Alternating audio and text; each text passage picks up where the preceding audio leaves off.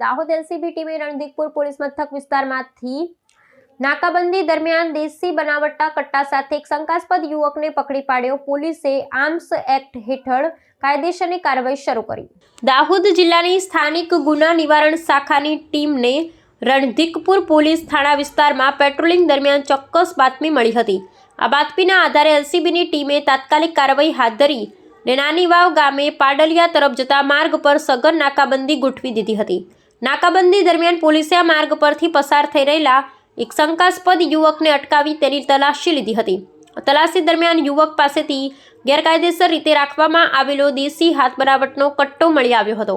આ પ્રકારનું હથિયાર મળી આવતા પોલીસે યુવકની અટકાયત કરી તેની સામે કાયદેસરની કાર્યવાહી શરૂ કરી છે।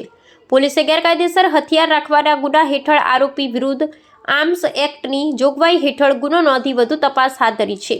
આ કાર્યવાહીથી વિસ્તારમાં ગેરકાયદેસર પ્રવૃત્તિઓ પર નિયંત્રણ લાવવામાં મદદ મળશે। પોલીસ હવે આ યુવક ક્યાંથી હથિયાર લાવ્યો હતો અને તેનો ઉપયોગ કયા હેતુસર કરવાનો હતો તે અંગેની ઊંડાણપૂર્વક પૂછપરછ કરી રહી છે।